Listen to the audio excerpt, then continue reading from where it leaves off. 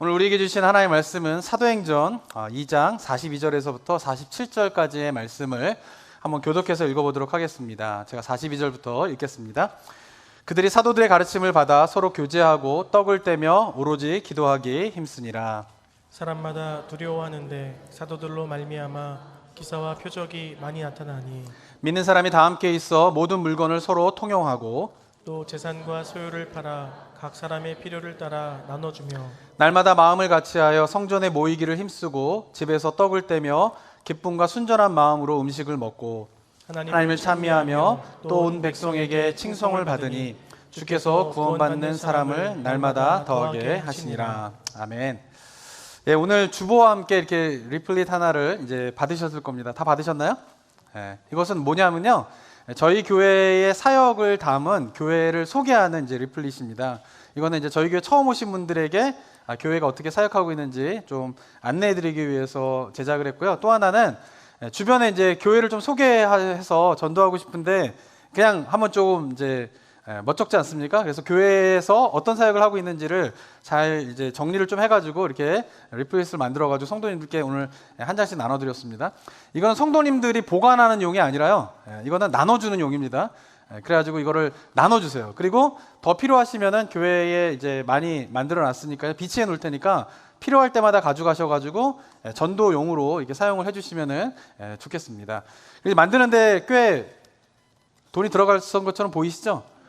그죠? 고급스러운 종이와 이게 한국에서 제작해서 가져왔습니다. 미국에서 이렇게 좋은 종이 만들려고 하면은 너무 많은 비용이 들기 때문에 그래서 한국에서 만들었는데요. 그래서 이제 그냥 길거리에 막 나눠주는 용이 아니라요, 이 사람 참 교회 왔으면 좋겠다라고 하는 사람에게 전달해주고 전도하는 용으로 우리 성도님들이 많이 사용을 해주셨으면은 좋겠습니다.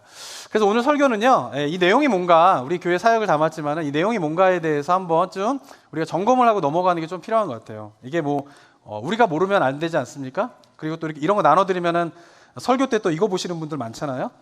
그러니까 미리 제가 이 설명을 드릴 테니까 미리 보지 마시고 제가 설명을 드릴 테니까 교회 사역이 어떻게 우리가 좀 진행이 되는지 보면서 앞으로 우리가 더 초점을 두고 좀 주목하게 봐야 될 사역의 포인트들이 뭔가 이런 거를 좀 한번 살펴보는 시간을 갖도록 하겠습니다.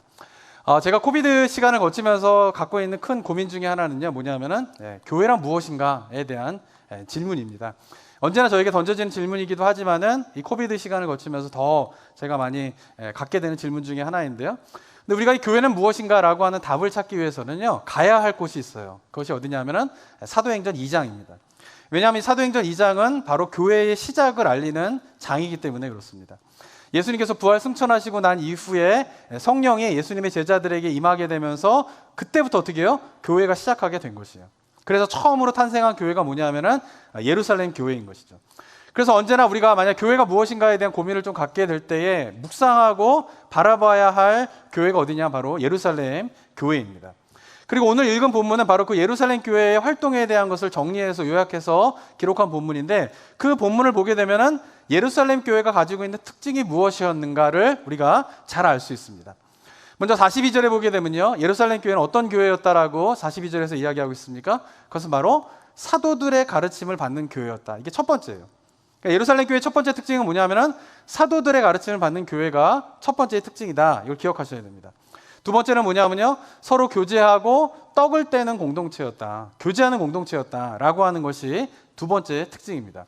그리고 세 번째 특징은 무엇이냐면 바로 오로지 기도하기를 힘쓰는 공동체가 예루살렘 공동체였다라고 기억하셔야 됩니다. 그리고 네 번째는 45절에 보면 나오게 되는데요, 45절에 보시게 되면은 각 사람의 필요를 따라 어떻게 해요? 구제하고 나누어 주는 공동체가 예루살렘 공동체였다라고 하는 것을 기억해야 합니다. 그리고 46절에 보면은 다섯 번째 특징이 나오는데, 그것은 성전에 모이기를 힘쓰는 공동체가 예루살렘 교회였다라고 하는 것입니다. 그리고 마지막 47절에 보게 되면은 마지막 이제 특징이 나오게 되는데, 그것은 뭐냐면은 하나님을 찬미하는 그런 공동체였다라고 오늘 본문에서 이야기를 하고 있습니다. 저는 예루살렘의 이 교회의 특징들을 바탕으로 해서요, 교회의 사역을 5개의 공동체로 이렇게 구분해가지고 이 소개 리플릿에 소개를 하고 있습니다. 자, 첫 번째는 뭐냐면요, 나성북부교회는 어떤 교회입니까? 라고 했을 때 첫 번째 나성북부교회는 예배 공동체입니다 라고 우리가 이야기할 수 있습니다. 만약에 우리 성도님들 누군가가 우리 성도님들에게 나성북부교회 예배는 어떻습니까? 이렇게 물어보면 어떻게 대답하시겠습니까? 예? 예배 공동체입니다. 그러니까 좋은 대답이십니다. 그렇지만 어떤 예배입니까? 했을 때 뭐라고 얘기하실 수 있을까요? 예. 아이고 할렐루야. 감사합니다. 예, 제가 원했던 대답은 아니지만 그래도 감사한 대답이신 것 같습니다. 예, 이제는 대답하실 때 대답하실 수 있어야 돼요. 나성북부교회 예배는 어떤 예배입니까? 라고 했을 때 우리 모든 성도님들이 대답할 수 있는 대답은 뭐냐? 우리 예배는 삶의 예배입니다. 이렇게 대답하셔야 돼요. 예배는 뭐냐면요, 일요일날 정한 시간에 예배당에 모여서 참석하는 행사가 아니에요. 이걸 잘 기억하셔야 돼요. 예배는 무엇입니까? 삶과 연결되어 있어야 돼요. 그래서 예배는 한 주간의 삶들이 예배로 이어져야 되는 것이 예배입니다. 그래서 삶의 예배가 되어야 되는 것이에요. 한 주간의 삶 가운데에 하나님의 말씀에 따라 순종하려고 살아가는 애쓰는 삶의 모습이 어떻게 해요? 있어야 돼요. 한 주간 동안에 하나님을 잊어버리고 있다가 하나님의 말씀에 대한 것도 생각하고 있지도 않다가 갑자기 일요일날 와가지고 예배 참석하면 나는 예배 잘 드렸다, 이게 아니라는 거예요. 그러면 이제 한 주간 동안 하나님 말씀에 순종하고 살지 못했으면 예배 오지 말아야겠네, 이렇게 생각하시면 안 됩니다. 또 이거를 또 이상하게 생각하시는 분들이 있는데, 중요한 건 뭐냐면요, 한 주간의 삶 속에서 하나님 말씀에 따라 하나님이 나의 삶 가운데 어떻게 일하셨는가를 한 주간 동안 우리가 경험하는 거예요. 어떻게? 각자의 삶의 처소에서. 그리고 각자 삶의 처소에서 그렇게 하나님이 일하셨던 그 하나님을 경험한 자들이 모여서 뭐예요? 삶을 드리는 예배가 뭐예요? 우리가 드려야 되는 삶의 예배이다라고 하는 것입니다. 자, 그렇다면은 삶을 어떻게 드릴까요? 삶을 어떻게 드릴까요? 그것은 뭐냐면 우리가 하나님 앞에 예배 드릴 때 우리의 삶을 드리기 위해서 우리 성도님들이 예배 가운데 꼭 하셔야 될 일이 있습니다. 그것이 무엇일까요? 그것은 바로 고백이 있으셔야 돼요. 고백이. 그러니까 삶을 어떻게 드리냐면 우리의 고백을 통하여서 하나님께 드리게 되는 거예요. 그래서 예배는 영화관이 돼서는 안 돼요. 영화관 어떻습니까? 그냥 앉아가지고 영화가 웃기면 웃고 영화가 울리면 울고 그러다가 가만히 있다 가는 거예요. 예배는 그런 것이 아니에요. 예배는 그냥 설교 듣고 찬양대가 찬양하면 듣고 가만히 있다가 그냥 예배 끝나면 가는 게 예배가 아니에요. 예배 가운데 뭐가 있어야 됩니까? 고백이 있어야 돼요. 우리가 드리는 예배 가운데 고백이 있어야 돼요. 어떤 고백이요? 삶의 고백이 있어야 되는 거예요. 우리가 삶의 고백을 드리기 위해서 하는 중요한 예배 순서가 있습니다. 그게 뭘까요? 찬양이에요. 찬양. 찬양은요, 분위기를 띄우기 위해서 멜로디를 트는 게 아니에요. 찬양은 뭡니까? 우리의 삶의 고백을 곡조를 담아서 주님께 올려드리는 거예요. 그런데 나의 언어가 아니라 누군가 믿음의 길을 먼저 걸어갔던, 하나님을 먼저 체험했던 사람이 쓴 가사를 어떻게 해요? 나의 고백처럼 드리는 거예요. 나의 언어로 드리면 참 좋겠지만은 그게 힘들잖아요. 그래서 어떻게 해요? 누군가가 믿음의 여정들을 걸어갔던 걸 가사로 쓴 것을 거기에 뭐를 담아서? 내 마음을 담아서. 그래서 어떻게 찬양을 부르면 그게 누구의 고백이 되는 거예요? 나의 고백이 되는 거예요. 그래서 찬양하실 때에 가사 하나하나에 어떻게 하셔야 돼요? 마음을 담으셔야 돼요. 그래서 가사 가운데에 찬양하다가 이건 진짜 내 삶의 고백이야, 내 마음을 너무나 잘 표현하고 있는 가사야. 그럼 어떻게 하셔야 돼요? 마음속으로나 입으로나 아멘, 아멘 하시는 거예요. 저는 찬양하다가 중간에 아멘, 아멘을 많이 해요. 왜냐하면 다른 사람의 고백이지만 그게 내 고백 같은 거예요. 그럼 어떻게 해요? 거기에 마음을 담아서 아멘, 그렇습니다 주님. 주님은 정말 영광스러운 분이십니다.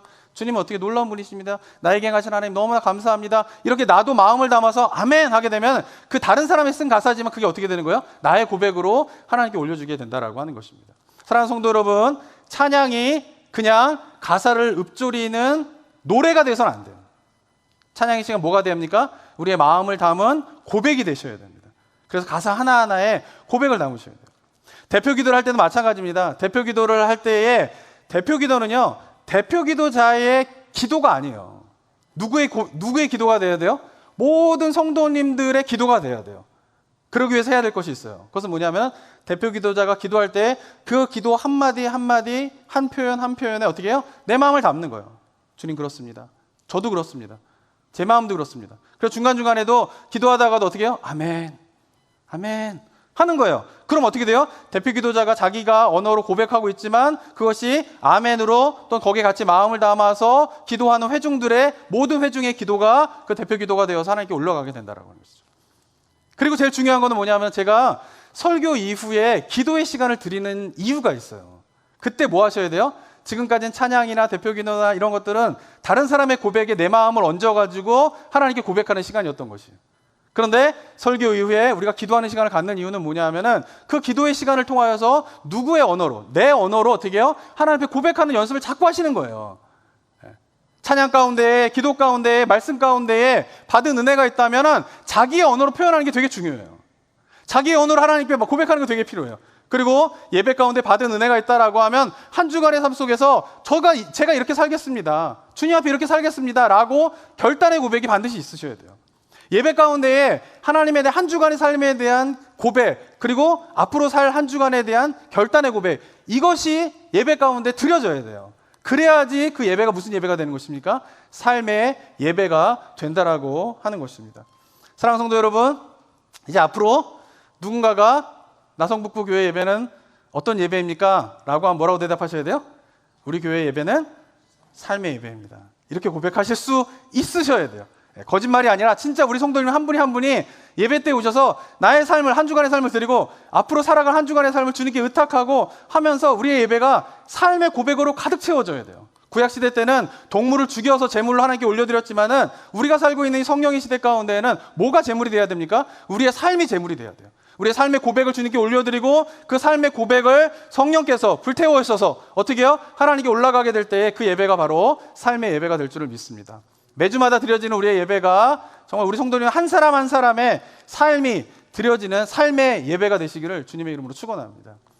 두 번째로요, 나성북부교회는요, 다음 세대의 공동체입니다 라고 소개를 하고 있습니다. 저희 교회는요, 다음 세대를 소중히 여기는 교회입니다. 그래서요, 지난 9월에 다음 세대를 위하여서 중요한 결정을 했습니다. 그것은 뭐냐면은 우리가 이곳이 원래 식당이었는데 이곳을 뭘로 지금 우리가 사용하고 있어요? 예배당으로 사용하고 있는 것이에요.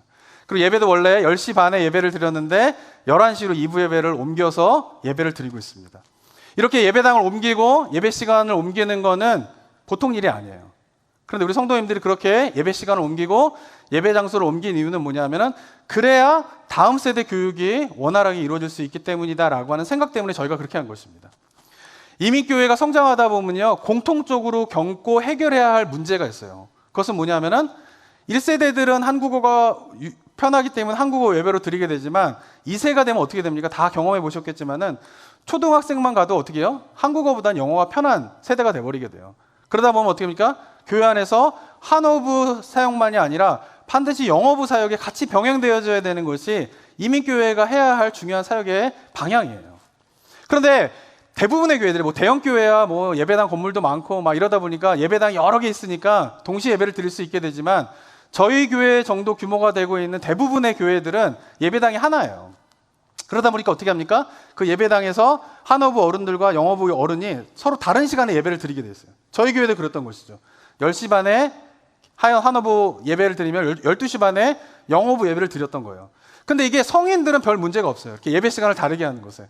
근데 점점 이 영어부에서 성도들이 이게 나이가 들게 되면서 나타나는 해결해야 할 문제가 뭐냐면요, KM에도 유아유치부, 어린이, 유스 예배가 필요하고, 그리고 12시 반 되면은 저희 교회가 이제 코비드 직전까지 그런 일이 벌어지고 유아부, 유치부가 필요해서 유아부, 유치부는 2개로 예배를 드렸었어요. 그리고 아직 부모들이 아이들이 어리기 때문에 EM에서는 초등부나 유스 자녀를 둔 부모들이 많지 않았는데 앞으로 5년, 10년 뒤에 지나면 어떤 일이 벌어지게 될까요? EM에도 아이들이 자라가게 되고 KM에도 아이들이 있게 되면서 예배가 다 2개씩 필요한 거예요. 어린이, 유아 유치부, 어린이, 유스가 다 필요하게 된 거예요. 대형 교회처럼 아이들이 되게 많고 교사들이 되게 많고 그래가지고 예배를 2개씩 다 할 수 있었다고 하면 너무 좋죠. 그러나 대부분의 이민교회, 저희 교회 정도의 규모가 되는 그런 교회들은 이게 참 어려운 일이 되게 됩니다. 그런데 문제는 뭐냐면 물리적으로 이게 해결할 방법이 없게 되는 것이죠. 그래서 저희 교회가 어떻게 했습니까? 이곳을 예배당으로 바꾼 거예요. 그래서 어떻게 해요? 예배 시간을 옮긴 거죠. 그래서 영어부 어른과 한어부 어른이 예배를 드림과 동시에 그 사이에 각각에 있는 자녀들이 유아부와 어린이와 청소년부가 함께 다 같이 예배를 드릴 수 있는, 모든 세대가 예배를 드릴 수 있는 환경을 만든 것이에요. 제가 이거를요, 주변에 있는 목사님들한테 자랑해요. 우리 교회는 저번에 저희 교회에서도 노회가 있었는데 저희 노회 목사님들이 저희 교회 다 오셔서 제가 자랑했어요. 저희 교회는 여기 예전에 노예 오시면 다 여기서 식사를 하셨거든요. 근데 여기서 식사 안 하시고 여기 예배당이라고 제가 다 보여드렸어요. 그리고는 다음 세대를 위하여서 우리 성도님들은 예배 시간을 옮기고 예배 장소를 옮기는 일에 동의해 주셨다. 그렇게 얘기를 했어요. 그럼 목사님들이 다 어떻게 앉으세요? 너무 부러워하세요. 진짜 목사님 저보고 유 목사님은요 복 받은 사람이라고. 성도님들이 그런 거를 결정할 수 있는 성숙한 성도님들하고 목회할 수 있는 것이 정말 복 받은 거라고 저한테 다 부러워하셨어요. 왜냐하면 아시겠지만 교회들마다 예배 장소를 옮기는 거, 예배 시간을 옮기는 거 굉장히 이게 정말 이렇게 센시티브하지 않습니까? 뭐 들리는 얘기는 어떤 교회는 피아노를 오른쪽에 있던 거를 왼쪽에 올리려고 그랬을 때 교회가 갈라지는 얘기 아시나요? 그리고 피아노를 이제 오른쪽에 있는 걸 왼쪽에 올리기 위해서 일주일에 5cm씩 옮겼대. 모르게. 그러니까 뭐 하나 이렇게 바꾸는 것이 한인교회에서 굉장히 어려운 일이에요. 근데 그 한인교회에서 그런 분위기에서 예배 장소를 옮기고 예배 시간을 옮겼다라고 하면 목사님들이 다 놀라세요. 자, 그래서 목사님들한테 자랑해요. 저도 우리 성도님들이 다음 세대를 위하여서 그런 부분에 제가 설명드리고 거기에 다 동의하시면서 예배 장소와 예배 시간을 옮겨서 예배를 드리고 있는 그 성도님들과 제가 목회를 해서 저도 너무 행복합니다라고 제가 자랑을 합니다. 사랑하는 성도 여러분, 저희 교회는요 다음 세대를 얼마나 소중하게 생각하냐 하면요 예배 시간과 예배 장소를 옮길 정도로 어떻게 해요? 다음 세대를 소중하게 여기는 교회입니다. 여러분 이거 자랑하시기 바랍니다. 누군가 물어본다라고 하면 그 교회는 다음 세대를 어떻게 합니까? 라고 했을 때 다음 세대를 위하여서 성도님들이 예배 시간과 예배 장소를 옮길 정도로 다음 세대를 위하여서 생각하고 기도하는 교회가 저희 교회입니다 라고 우리 성도님들이 자랑스럽게 이야기할 수 있었으면 좋겠습니다. 그러면서 제가 꿈꾸는 것은 뭐냐면요 모든 세대가 채워지는 교회가 제가 꿈꾸는 교회예요. 근데 이게 너무나 당연하지 않습니까? 아기부터 노인에 이르기까지 모든 세대가 어우러져서 교회에 있는 것이 당연한 거잖아요. 근데 이젠 당연한 게 아니에요. 이미 세대변의 단절들이 일어나고 있어요. 한국에서도요 굉장히 많은 교회가 있지만요 한국에서 유년부 중고등부 사역이 없는 교회가 50% 60% 돼요. 옛날에는 20% 30%였던 비율이 점점 어떻게 해요? 교회에 100교회가 있으면 50교회 60교회에는 어른들만 있고 아이들 교육이 없어요. 유년부가 없어요. 유년부가 청소년부가 없어요. 점점 그렇게 가고 있어요. 500명, 600명 어른들이 모이는데요. 유아 유치부, 뭐 소년부, 청소년부가 없는 교회들이 굉장히 늘어나고 있어요. 어떤 일이 벌어지고 있습니까? 교회가 세대 간의 단절들이 일어나고 빈 세대들이 자꾸 생기게 되는 거예요. 이민교회는 말할 것도 없습니다. 이민교회도 어떻게 해요? 세대 간의 단절들이 일어나고 있는 가운데 있어요. 저는 그러면서 제가 기도하고 있는 것은 뭐냐면은 저희 교회가 좀 모든 세대가 채워지는 교회로서 좀 성장해 갈 수 있도록 위해서 기도하고 있습니다. 저는 단순히 사람들이 많아지는 게 저희 목표가 아니에요. 저는 뭐냐면은 하나님의 모든 세대들이 함께 이곳에서 영적으로 공급받고 세대별로 영적인 필요들이 다르잖아요. 어린아이들의 필요가 다르고 어른들의 필요가 다르고 노인들이 다 필요들이 다른데 그런 영적인 필요들을 채워주게 되면서 아기부터 노인에 이르기까지 모든 세대가 영적으로 성장하는 교회가 제가 꿈꾸는 교회입니다. 우리가 그것을 위하여서 지금 우리가 좀 노력해야 될 지금 타임에 노력해야 할 것은 뭐냐면 다음 세대를 위해서 좀 노력하셔야 돼요. 다음 세대를 위해서 관심을 가지셔야 돼요. 저희 교회 아이들 오면요 어떻게 하셔야 돼요? 우리 성도님들 가서 다 예쁘고 막 애들 예뻐해 주셔야 돼요. 소 닭 쳐다보듯이 하지 마세요. 우리 애도 아닌데 뭐 우리 손주도 아닌데 우리 애들도 아닌데 진짜 한 아이가 교회에 오는 게 정말 이런 일이 벌어지면 안 되겠지만 그런 것이 막 현실로 다가오고 있는 게 제 마음 가운데 영적으로 막 느껴져요. 이제 교회에서 한 아이가 오는 게 정말 셀러브레이션 해야 될 일처럼 여겨지는 시대가 곧 올 수도 있어요. 이민교회는 더 심각해요.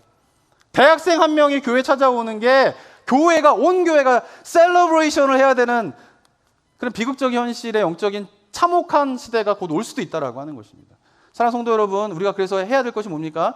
나 자신만을 챙기는 것이 아니라 정말 다음 세대까지 생각하면서 기도하시고 관심 갖고요. 다음 세대를 위해서라면 우리가 발벗고 좀 애쓰고 수고하면서 노력하는 우리 성도들 되시기를 소망합니다. 그렇다고 제가 어르신들 잘 모시지 않겠다 이건 아닙니다. 뭐 젊은 사람들만 생각하고 뭐 어린애를 생각하고 뭐 이러는 거 아니에요. 절대 그런 거 아니에요. 우리가 함께 모여서 정말 모든 세대가 어우러지는 그런 교회 모습으로 우리가 계속 지켜져 가서 믿음의 전통이 좀 전수되어지는 그러한 교회가 저는 나성북부교회가 되기를 주님의 이름으로 소망합니다. 세 번째로 저희 교회는요 교육 공동체입니다. 소개하고 있는 것이 교육 공동체인데요. 저는 아까도 본문 읽었지만 사도행전 2장에서요, 예루살렘 교회를 설명할 때에 첫 번째 특징으로 이야기한 게 무엇입니까? 예루살렘 교회는 사도의 가르침을 받는 교회였다. 이게 중요하다고 생각합니다. 다른 것이 첫 번째로 예루살렘 교회를 설명하는 특징이 아니라 첫 번째로 예루살렘 교회를 설명하는 특징이 사도들의 가르침을 받는 교회였다라고 하는 것이 굉장히 중요해요. 사랑하는 성도 여러분, 교회는 어떤 곳이어야 됩니까? 우리 성도님들이 어떤 마음으로 교회를 오셔야 돼요? 가르침을 받으러 오셔야 돼요. 이게 굉장히 중요합니다. 가르침을 받으러 오셔야 돼요. 근데 누구의 가르침을 받으셔야 돼요? 사도들의 가르침을 받으셔야 돼요. 그러면은 이 시대 가운데 우리가 사도들의 가르침을 받는다라고 하는 것이 어떤 의미일까요? 무엇을 통해서 우리가 사도들의 가르침을 받을 수 있을까요? 바로 성경이에요, 성경. 사도시대 때에는 사도들이 직접 가르쳤기 때문에 예루살렘 교회는 그 사도들의 가르침을 받았지만 우리는 더 이상 사도가 없어요. 이 시대 가운데 내가 사도다라고 하는 사람 다 이단이에요. 사도는 더 이상 없습니다. 사도적 사명과 사도적 교회는 있을 수 있지만 사도들은 없는 거예요. 이걸 잘 아셔야 돼요. 근데 그러나 사도들의 가르침을 우리가 받을 수 있죠. 어떻게? 사도들이 기록한 성경을 통하여서 우리가 사도들의 가르침을 받을 수 있는 거예요. 그렇기 때문에 우리 성도님들은 교회에 오셔가지고 성경의 가르침을 받으셔야 돼요. 목사의 가르침을 받는 게 아니에요. 제가 항상 주님 앞에서 설교 준비를 하면서 설교를 시작하기에 앞서서 꼭 기도하는 게 있어요. 그 저한테 항상 던지는 질문이 있어요. 그것은 뭐냐면은 내가 하는 설교가 왜 하나님의 말씀인가? 우리 기도자도 항상 기도하시죠? 우리 목사님이 설교하실 때에 이것이 하나님의 말씀으로 우리 성도님 가운데 들리게 해주십시오. 그죠? 성도님들 어떤 마음으로 지금 설교 듣고 계세요? 하나님의 말씀이 나에게 들려주신 하나님의 말씀이 무엇인가? 이런 마음으로 듣고 계세요? 아무도 아멘 안 하네? 그럼 처음부터 다시 해야 되겠네. 설교를 들으실 때 어떻게 들으셔야 돼요? 이게 제 말입니까? 하나님의 말씀을 들으셔야 돼요. 이거는 분명하게 성도님들이 지켜야 할 예배를 드리는 자세예요. 그러면 목회자는 어떤 마음으로 설교를 해야 될까요? 질문을 던져야 돼요. 스스로에게. 왜 내가 하는 설교가 하나님의 말씀이 되는가? 왜 내가 하는 설교가 우리 성도님들에게는 하나님의 말씀이 되어야 하는가라는 질문을 제 스스로 던져요. 거기에 대해 답은 언제나 제가 하는 설교의 모든 내용들이 어디에서 시작돼야 됩니까? 성경에서 시작돼야 되는 거예요. 그래서 제가 가능하면은 설교를 할 때에 제가 기도하고 있는 것은 뭐냐면은 제 이야기가 성도님들에게 남는 게 아니라 본문의 내용이 남기를 제가 기도하는 거예요. 어떻게 들릴지 모르겠지만 저는 그래서 가능하면 본문을 드러내는 설교를 하고 싶어서 제가 몸부림치는 사람이에요. 왜냐하면은 그게 만약에 아니면은 제가 뭐라고 제가 하는 말이 하나님의 말씀이 되겠어요. 목사여서 제가 하는 말이 하나님의 말씀이 됩니까? 아니에요. 목사는 사도들의 가르침을, 성경의 가르침을 전달하는 자예요. 그것을 잘 전달하게 되면 목사의 설교가 하나님의 말씀이 되는 거고, 그것을 잘 전달하지 못한다라고 하면 목사의 말이라 할지라도 그것은 하나님의 말씀이 될 수가 없다라는 거예요. 이 부분을 자꾸 헷갈리기 때문에 많은 목사들이 잘못된 길로 가고 있는 거예요. 그래서 성도님들이 그러한 목사들에 대해서 어떻게 하셔야 돼요? 하나님의 성경이, 그 성경의 속에서 목사가 계속 그 성경 말씀을 이야기하도록 어떻게 하셔야 돼요? 우리 성도님들이 성경을 잘 하셔야 돼요. 건강한 교회는요, 목사가 성경을 통하여서 깊이 연구하는 교회가 건강한 교회가 아니라 목사와 성도들이 함께 성경에 대한 깊이가 깊어지게 되고 성경에 대한 지식이 늘어나게 될 때 건강한 교회가 되는 거예요. 목사를 건강하게 만들려고 하면은 성도님들이 성경을 알아야 돼요. 그래서 이 목사가 지금 성경 이야기를 하고 있는 건지 내 얘기를 하고 있는, 자기 이야기를 하면서 지금 하나님의 말씀이라고 우기고 있는 건지를 분별하실 수 있어야 된다라고 하는 것입니다. 이 시대 교회에 수많은 목사들이 타락하고 있어요. 이유가 무엇 때문일까요? 성도들이 뭐예요? 성경을 모르기 때문에 그런 것이에요. 한국 교회가 갖고 있는 가장 심각한 문제는 뭐냐면 성도들이 성경을 몰라요. 10년이 지나고 20년이 지나도 성경 한번 통독하는 게 큰 수건이에요. 수건. 평생의 소원이에요. 성경 통독한 보는 게 평생의 소원이면 되겠습니까? 안 됐습니까? 자, 어려운 질문 안 드리죠? 성경 통독하는 게 평생의 소원이어야 돼요? 안 돼요? 아, 되다니요? 또 누가 된다 그랬어요. 또. 그러면 안 된단 말이에요. 근데 우리가 뭐예요? 성경 통독 한 번은 하는 게 평생의 수건이신 분 계시잖아요. 그 신앙에서 벗어나셔야 돼요. 제가 꿈꾸는 게 있어요. 그것은 뭐냐면 제가 이 교회에서 지금 5년째 사역하고 있는데요. 5년이 이거 이제 앞으로 또 5년 동안 사역하면 10년이 딱 됐으면은 제가 10년 전에 한 설교를 다시 하고 싶지가 않아요. 저는 다 아는 얘기 또 하는 목사가 제일 싫어요. 네. 다 알고 있는데도 그 얘기 또 하는 목사. 저도 그래서 제가 가능한 우리 성도님들이 알고 있는 이야기들은 안 하려고 해요. 그러다 보면은 어떤 분들은 어렵다 그러기도 하고 또 그냥 다 아시겠지 했는데 나중에 성경 공부를 해보다 보면은 이게 알고 계신 게 아니었더라고요. 그럼 다시 처음부터 이야기를 하게 되고, 그러면 또 어떤 설교는 또 그 어떤 분들은 쉽다고 하고 뭐 이렇게 얘기를 하게 돼. 설교 수준 맞추는 게 제일 힘듭니다, 성도님들이. 근데 어쨌든 간에 제가 꿈꾸는 설교는 뭐냐면은, 교회는 뭐냐면은 저하고 같이 5년 같이 성경에 대해서 이야기하고 같이 교제하고 10년 교제하고 이러면은 10년 전 설교를 다시 하고 싶지가 않아요. 왜냐하면은 성경에서 이야기할 것이 100가지가 있는데 초급 단계에서 이야기할 건 10가지밖에 안 돼요. 근데 그게 계속 울고먹는 거예요. 10년이 지나도 10가지 이야기만 하고 20년이 지나도 10가지 이야기만 하고 그 단계를 넘어가지 못하는 거예요. 대부분의 한국교회가 그러는 거예요. 근데 저도 그러고 싶지가 않아요.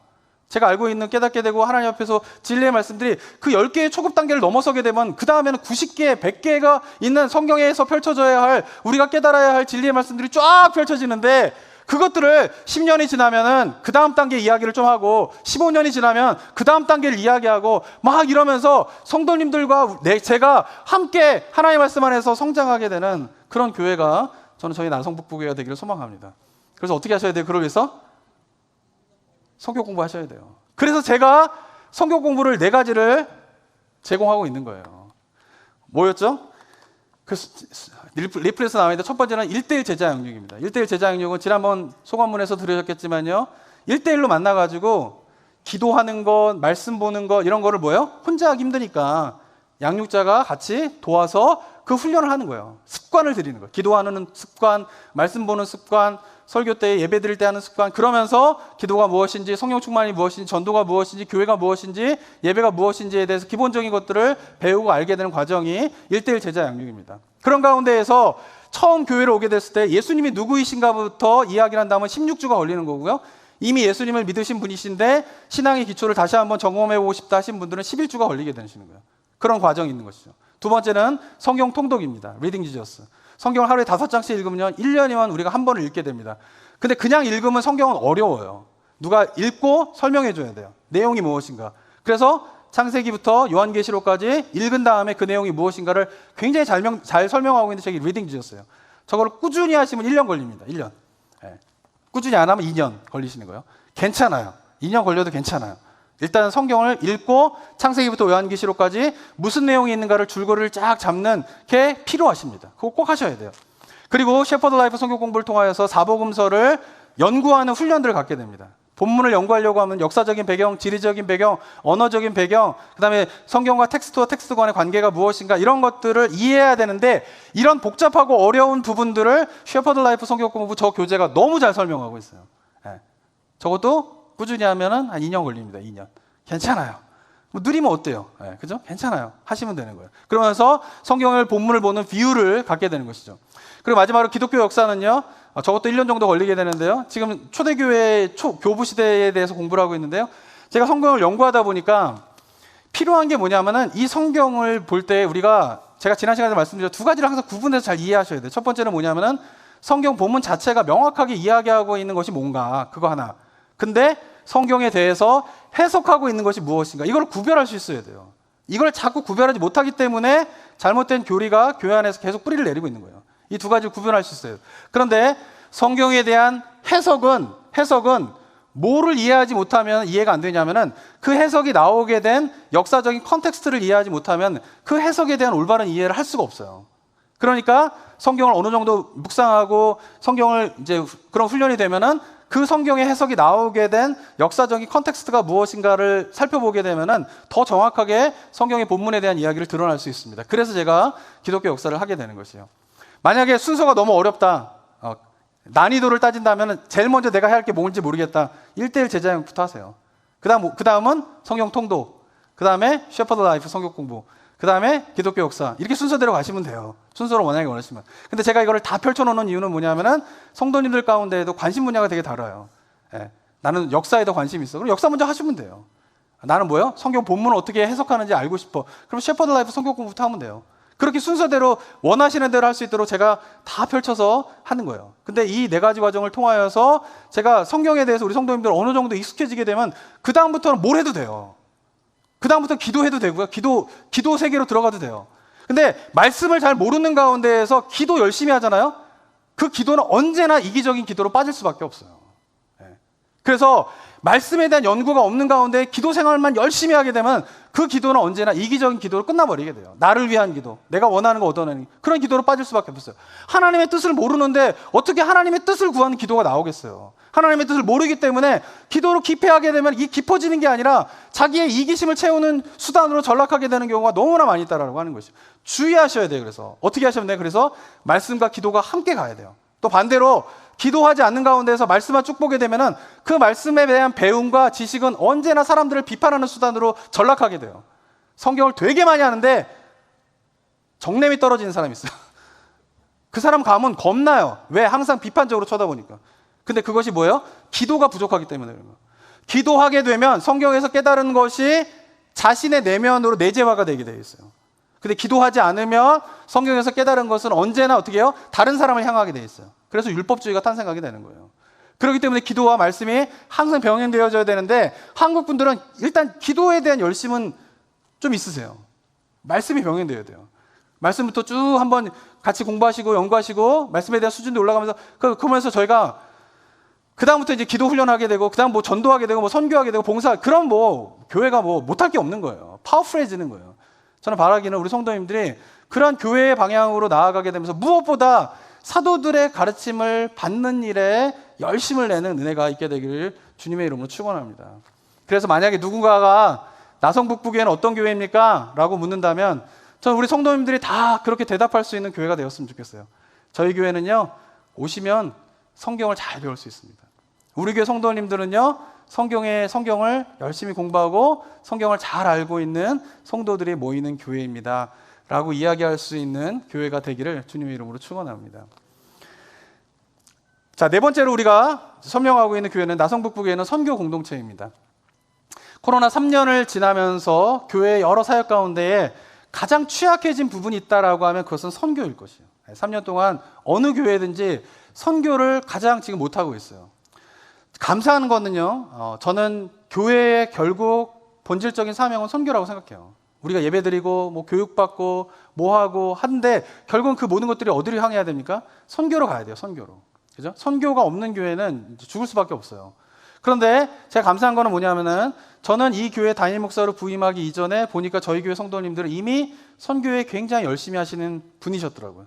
저는 그게 담임 목사로 와가지고 가장 감사한 일 중에 하나예요. 이미 선교에 대해서 열려 계시고 이미 열심히 하고 계시고 하는 부분들을 보면서 제가 참 감사한 마음이 있었어요. 근데 지난 3년 동안 이게 완전히 멈춰버렸죠. 그래서 내년부터는 우리가 이 선교를 다시 한번 예전과 같이 활발하게 진행할 수 있도록 하는 그것이 저희 교회가 해야 될 감당할 사역이라고 저는 생각을 하게 됩니다. 근데 그러면서 그것을 위하여서 우리 성도님들이 먼저 해야 될 일이 있어요. 그것은 뭐냐면은 우리가 지금 2부 예배에만 12섬김회가 있는데 그 섬김회마다 선교사님들을 후원하고 있어요. 근데 우리 성도님들이 이 시간 이후부터 기억하셔야 될 건 뭐냐면요, 섬김회에서 선교사님들을 후원하는 거는 돈만 보내서는 안 돼요. 돈만 보내는 후원은 후원이 아니에요. 어떻게 하셔야 돼요? 선교사님의 사역을 알고 그 선교사님의 사역을 위해서 기도하고 돈을 보내세요. 그래야지 뭐예요? 진짜 재정적인 후원이 되는 겁니다. 정말 선교지에서 필요한 거는 뭐냐면요, 재정적인 후원보다 기도의 후원이에요. 선교사님들이 정말 원하는 건 뭐냐면 자신을 위해서 기도해 줄 수 있는 사람을 원하세요. 그래서 우리가 섬김회별로 선교사님 후원할 때요, 이게 뭐 강제적으로 하는 거 절대 아닙니다. 담임 목사님이 하라 그러니까 한다, 이런 이야기 교회에서 나오면 안 돼요. 그리고 선교사님들을 정하실 때도 저하고 아는 분들하고 뭐 관련돼가지고 제가 선교사 후원하시는 거 아니에요. 그 섬김회에서 먼저 후원하실 수 원하시는 섬김회에서 후원하실 수 있는 선교사님 있으면 저는 그분을 선교 후원하라고 얘기해요. 근데 그분을 못 찾으시면 저한테 얘기하시면 제가 선교사님들 연결해 드리는 거죠. 그러면서 어떻게 되냐면은 섬김회 회원들이 마음을 담아서 함께 기도할 수 있는 선교사님을 정하셔서 후원하세요. 그리고 난 다음에 어떻게 해요? 그 후원을 하게 되면서 기억하셔야 될 사명은 뭐냐면 나를 하나님께서 보내는 선교사로 나를 부르셨다라고 하는 사실을 기억하면서 우리가 선교사역을 후원하게 될 때에 저희 교회가 다시 한번 하나님 앞에서 선교에 대한 쓰임을 받는 교회가 될 줄을 믿습니다. 저는 누군가가 우리 성도님들에게 오셔가지고 나성북부교 성도님들은 어떤 분들이세요? 라고 묻는다면은 이렇게 대답하실 수 있었으면 좋겠어요. 저희 교회 성도님들은 보내는 선교사입니다. 하나님께서 우리를 보내는 선교사로 부르심을 잘 알고 있습니다. 그래서 선교사님들을 후원하고 저희들이 지원하고 있습니다 라고 말할 수 있는 우리 성도님들 되시기를 주님의 이름으로 축원합니다. 마지막으로 나성북부교회는 어떤 공동체입니까?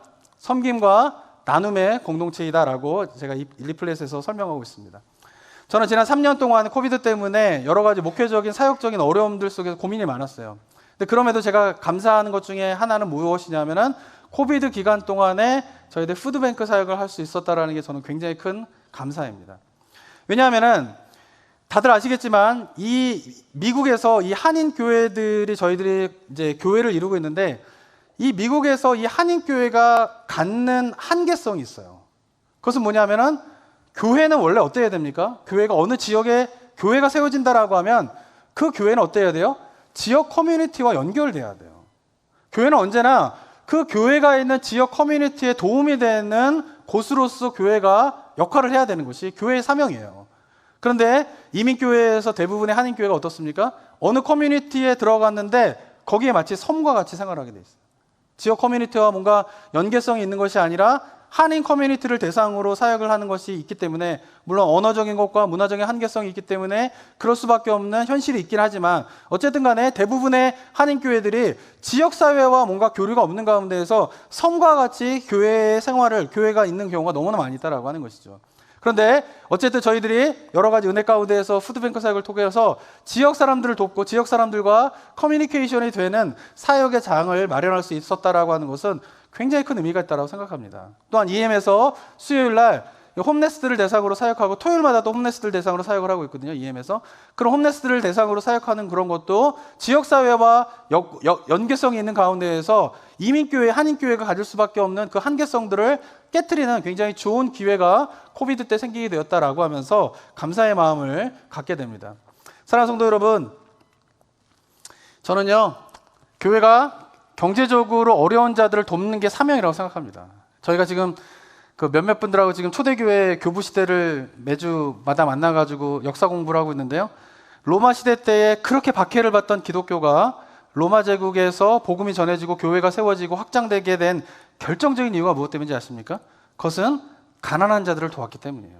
지금이야 가난한 자들을 돕는 것이 교회를 안 다니시는 분도 사회적인 의이고 선이다라고 생각하지만 로마 시대 때에는 가난한 자들을 돕는 것은 왜 그런 일을 해? 라고 사람들이 대부분 생각했어요. 왜 내 것을 가난한 사람들에게 나눠줘야 돼? 그것은 미친 짓이야 라고 로마 사람들은 대부분 생각했어요. 근데 그런 시대 속에서 그리스도인들이 등장하더니 그리스도인들이 모이는 교회마다 어떤 일을 합니까? 가난한 자들을 돕고 자기의 필요를 따라 아까 예루살렘 교회처럼 나누어주고 그런 것들을 하게 되면서 어떻게 해요? 교회가 그 어려운 로마 제국의 박해와 탄압 속에서도 성장하게 되고 많은 사람들이 예수 그리스도를 믿게 되는 결정적인 이유가 되고 결국에는 로마가 기독교를 국교로 받아들이게 되는 그 결정적인 이유가 바로 거기에 있다라고 저희들 공부하고 있어요. 사랑하는 성도 여러분, 저는 우리 성도님들이 가능하면은 누군가를 도울 수 있고 나눌 수 있는 곳이 있다면, 기회가 된다면 무조건 가시기 바랍니다. 교회에서 한다면 교회에서 오시고요. 주변에서도 누군가를 돕고 누군가를 나눌 수 있는 기회가 있다라고 하면 무조건 가세요. 그게 하나님이 기뻐하시는 삶이에요. 그리고 그것은 하나님이 기뻐하시는 삶이 될 뿐만 아니라 우리가 어떻게 해요? 이 땅 가운데에서 행복해지는 길이에요. 인간이 행복해지는 그건 성경적인 원리와 영적인 원리를 다 떠나서요, 그냥 심리학적으로도 나누는 삶을 살아가고 있는 사람이 행복한 삶을 살 수 있다라고 심리학적으로도 이야기를 하고 있어요. 사회학적으로도 이야기를 하고 있고요. 그러니까 그런 것을 통하여서 그리스도의 사랑을 전하게 되는 그런 삶이 우리 성도님들 되시기를 소망합니다. 푸드뱅크 사역이 외부로 향하는 섬김과 나눔의 사역이라면 내부로 향하는 섬김과 나눔의 사역이 있습니다. 그것이 뭘까요? 섬김이에요. 섬김에. 저희들이 예배가 마치고 난 이후에 섬김의 모임을 갖고 있는데요. 사랑하는 성도 여러분, 섬김의 모임은요, 제가 건강한 교회를 위해서 반드시 있어야 되는 것이라고 생각해요. 왜냐하면 교회가 건강하게 위해서는 두 개의 중요한 기둥이 서야 돼요. 첫 번째는 뭘까요? 예배요, 예배. 예배 가운데에 하나님을 만나고 하나님을 갈망하고자 하는 성도들이 예배 가운데 은혜를 경험해야지 교회가 건강해집니다. 그런데 또 하나 건강해지기 위해서 필요한 것이 있는데 그것은 뭐냐면은 영적 교제가 이루어지는 소그룹의 기둥이 세워져야 돼요. 근데 만약에 예배 때 은혜를 받는데 영적 교제가 있는 소그룹이 교회 안에 별로 없다. 근데 그 교회는 예배 때에 사람들이 차고 넘친다. 결코 건강한 교회가 아니에요. 그 교회는 뭡니까? 영화관하고 똑같은 교회예요. 예배 때는 사람들이 많아지는데 예배가 끝나고 나면은 영적인 교제를 할 수 있는 소그룹이 없는 교회다. 그럼 그 교회는 뭐예요? 영화관하고 똑같은 거예요. 극장에 가보셨죠? 극장에 가면 어떻습니까? 수많은 사람들과 함께 어떻게 해요? 웃잖아요, 함께. 수많은 사람들과 함께 어떻게 해요? 웃잖아요. 그리고 울잖아요. 감동을 받잖아요. 그래서 어떻게 해요? 함께 웃고, 함께 울기도 하고, 함께 감동을 받는데, 영화가 딱 끝나고 난 다음에 나가면서, 아이고, 옆 사람한테, 알지도 못하는 사람한테, 오늘 영화 너무 감동스럽지 않아요? 오늘 영화 너무 슬프지 않아요? 오늘 영화 너무 기쁘지 않아요? 이러면 어떻게 될까요? 미친 사람 되는 거예요. 미친 사람 되는 거예요. 아시네요. 그런 경우 없잖아요. 영화관에서는 사람들이, 수많은 사람들이 모여서 함께 웃고 함께 감동받고 함께 울지만 결코 영화가 끝난 다음에 서로 영화가 어땠어요? 슬프지 않았어요? 이걸 나누지 않아요. 그냥 뿔뿔이 흩어지는 거예요. 교회가 그럴 수 있다는 거예요. 함께 예배 와가지고 하나님의 은혜 감동받아요. 찬양하면서 눈물 흘려요. 또 설교자가 재밌으면 웃기도 해요. 예배가 끝나면 다 흩어져요. 그냥. 교회가 아니에요. 극장이지. 그런데 안타까운 것은 이 시대에 극장과 같은 교회가 늘어나고 있다는 거예요. 그렇기 때문에 우리가 건강한 교회가 되기 위해서는 예배 가운데 있고 또 소그룹이 있어야 되죠. 근데 반대로 소그룹의 교제는 잘하는데 예배의 은혜를 못 받아요. 그럼 그거는 영적인 교제가 될 수 없어요.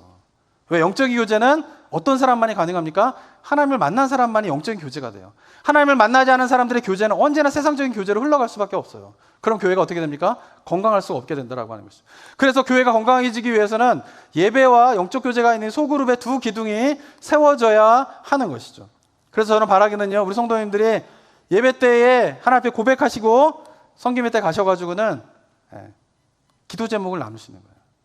예배 때 받은 은혜를 나누시는 거예요. 그리고 혹시라도 가끔 가다가 설교 때 은혜를 받으시면 설교 은혜도 나누세요. 근데 설교자가 뭐 오늘은 뭐를 틀렸다, 뭐가 어쨌다 이렇게 하지 마시고요. 저를 얘기하지 마시고 본문을 이야기하세요. 오늘 성경 본문 속에서 이야기하고 있는 하나님의 메시지가 무엇인가 이런 거를 이야기하고 나누시는 게 영적 교제예요. 하나님에 대한 이야기와 하나님 말씀에 대한 이야기가 빠져버리면은 그리스도인의 교제는 결코 영적 교제가 될 수 없어요. 섬김에 해야 될 일은 뭐냐면은 그냥 영적 교제를 나누셔야 돼요. 사랑하는 성도 여러분, 이 시간 이후부터 우리가 바꿔가야 할 게 있어요. 코비드가 되면서 이 섬김의 모임이 밥 먹는 모임으로 전락하고 있어요. 밥 먹고 그냥 헤어지는 거예요. 밥 먹고 헤어지시면은 됩니까? 안 됩니까? 전 어려운 질문 안 드리죠? 안 돼요. 안 돼요. 밥 먹을 사람 없어서 교회 오시는 거예요? 아니잖아요. 영적 교제를 위하여서, 식사는 영적 교제를 위해서 아이스 브레이킹 하는 거예요. 같이 밥 먹으면서. 그리고 어떻게 해요? 같이 성경예배로 같이 기도하고 말씀을 나누세요. 그리고 누군가가 굉장히 삶 가운데 어려운 일이 빠졌다면은 다른 거 다 하지 말고 그 사람 위해서 기도해 주세요. 그렇게 해서 하나님의 역사를 경험하고 함께 나아가는 그런 영적인 교제를 맛보게 되는 성김의 모임이 되시기를 주님의 이름으로 축원합니다. 자, 그러면서 우리가 나성북부교회가 어떤 교회입니까? 라고 묻는다면 우리 성도님들 이렇게 대답하셔야 돼요. 화면을 보실까요? 어떤 교회라고 대답하셔야 됩니까? 나성북부교회는 한번 읽어볼까요? 시작. 네, 삶의 예배를 드리는 교회입니다. 이렇게 대답하세요. 그리고 우리 교회는 어떤 교회입니까? 네. 그리고 우리 교회는 어떤 교회입니까? 성경을 잘 배울 수 있는 교회입니다. 그리고 저희 교회는 어떤 교회입니까? 예수님의 지상명령을 순종하는, 선교하는 교회입니다. 그리고 저희 교회는 푸드뱅크를 통하여서 지역사회를 도우며 성도들의 참된 영적 교제가 이루어지는 교회가 저희 교회입니다. 라고 하는 나눔을 자신 있게 할 수 있도록 성도님들이 이 교회를 그렇게 세워가는 그런 우리 성도님들 되시기를 소망합니다. 자, 그러면서 마지막으로 우리 한 가지 살펴볼 것인데 그것은 뭐냐면 처음에 던진 질문이에요. 교회란 무엇인가? 교회란 무엇이라고 생각하십니까? 여러 가지로 설명할 수 있지만 저는 에베소서 1장 23절의 말씀이 교회란 무엇인가를 대답하는 굉장히 중요한 대답을 하고 있는 본문이라고 생각합니다. 한번 읽어보겠습니다. 1장 23절 시작. 교회는 그의 몸이니 만물 안에서 만물을 충만하게 하시는 이의 충만함이니라. 네, 여기서 놀라운 교회에 대한 이야기를 하고 있어요. 교회는 뭡니까? 먼저 그리스도의 몸이에요. 이거 너무나 중요하죠. 잘 알고 계실 거예요. 근데 에베소 1장 23절에서 교회란 무엇인가에 대한 중요한 하나의 답을 주는데 그것은 뭐예요? 교회란 만물을 충만케 하시는 이의 충만이라는 거예요. 이 말이 무슨 말인지 아세요? 만물을 충만케 하시는 분이 누구입니까? 하나님이시죠. 온 우주 만물을 만드시고 오직 온 우주 만물을 충만케 하실 수 있는, 그를 채울 수 있으신 분은 누구밖에 없어요? 창조주이신 여호와 하나님밖에 없는 것이에요. 그런데 그 여호와 하나님은 어떤 분이냐면요, 피조물들을 채우시지만은 스스로 존재하는 자이기 때문에, 성경적인 표현은 그렇죠, 스스로 존재하기 때문에, 철학적인 표현은 절대 타자이기 때문에 누군가의 도움과 누군가의 필요로 체험을 받을 필요가 없으신 분이에요. 그런 것들이 아무것도 없어도 스스로 어떻게 해요? 존재하시는 분이 하나님이세요.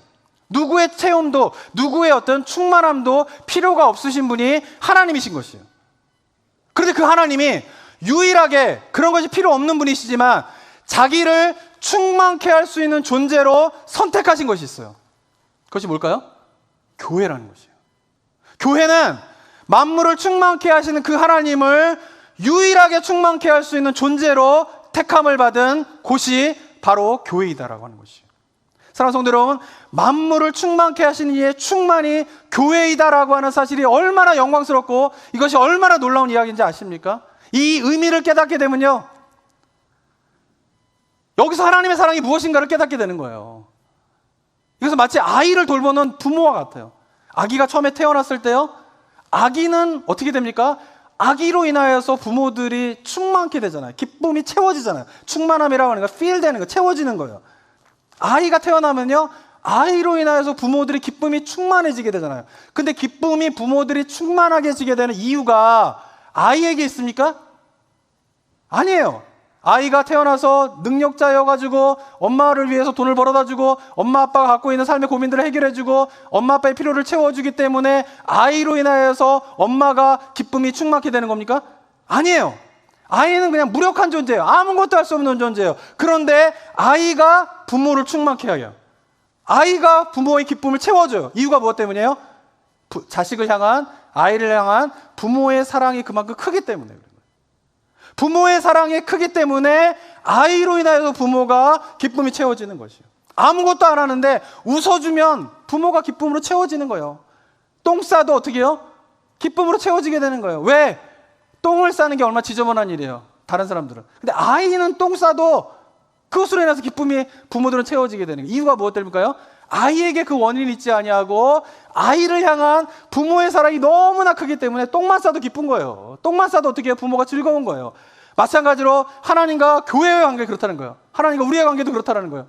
우리가 무엇인가를 할 수 있기 때문에, 우리가 멋진 예배를 드리기 때문에 그것으로 인하여서 하나님의 기쁨으로 충만케 되어지는 것이 아니라, 우리가 드리는 예배는 너무나 보잘것없고 우리가 드리는 것은, 하는 사역들은 너무나 보잘것없을 수도 있지만, 그러나 그것으로 인하여서 하나님의 기쁨이 충만케 되어지는 이유는 우리를 향한 하나님의 사랑이 그렇게 크기 때문이라는 것이에요. 그래서 교회란 만물을 충만케 하시는 일을 충만하게 하는 곳이다라고 하는 이 선언에 하나님의 놀라운 사랑이 담겨져 있는 것이에요. 그리고 이 사실을 안다면 교회가 세상을 향하여서 손가락질 받으면서, 교회가 세상을 향하여서 무시를 당하는 그런 일에 대해서 잠잠할 수 없는 거예요. 그런 거에 대해서 거룩한 분노, 이런 것들이 생기지 않을 수가 없는 거예요. 왜? 교회가 어떤 곳인데? 유일하게 여호와 하나님, 만물을 충만케 하시는 그 여호와 하나님을 채울 수 있는, 충만케 하는 존재가 그 교회인데, 그 교회가 무너져 버리면, 그 교회가 깨져 버리면, 그 교회가 멸시를 받으면, 그 교회가 무시를 당하면 하나님 어디서 충만함을 받으시겠어요? 사랑하는 성도 여러분, 저는 우리가 교회를 세워가는 가운데에서, 교회를 이루는 가운데에서 이 사실을 잘 기억하면서 우리가 예배를 드리고 사도들의 가르침을 받고 성도들의 교제를 하고, 그리고 우리가 구제와 봉사를 하고 섬김을 하는 우리 성도님들 되셨으면 좋겠습니다. 그것은 뭐냐면, 그거 하나하나가 바로 만물을 충만케 하시는 하나님을 충만케 하는 놀라운 하나님의 사랑에 반응하는 길임을 깨달으면서 우리 성도님들이 그렇게 신앙생활하는 은혜가 있게 되기를 주님의 이름으로 축원합니다. 이 시간 한번 같이 기도하도록 하겠습니다. 한번 같이 기도하며 나아갈 때에 우리 성도님들, 오늘 본문의 말씀들을 같이 기억하면서 정말 만물을 충만케 하시는 일을 충만케 하시는 하나님의 놀라운 그 사랑의 마음들을 좀 깨달아, 내가 어떻게 교회는 건물이 아니에요. 여러분 한 사람 한 사람이 교회입니다. 교회. 그리고 예수 그리스도의 성전이 된 자들이 모이는 곳이 교회인 곳입니다. 그 교회가 어떻게 세워지게 될까? 이 시대 속에서 어쩌면 이 메마른 땅 가운데에서 정말 우리가 하나님 앞에서 드려야 할 교회의 모습이 무엇인가, 이것을 우리가 생각하면서 주님 앞에 좀 고백하셨으면 좋겠습니다. 하나님, 내가 이 교회가 이런 교회가 되기를 원합니다. 하나님, 제가 이런 교회로서 세워져 가기 원합니다 라고 하는 기도를 한번 같이 한번 드리도록 하겠습니다. 같이 한번 기도하겠습니다.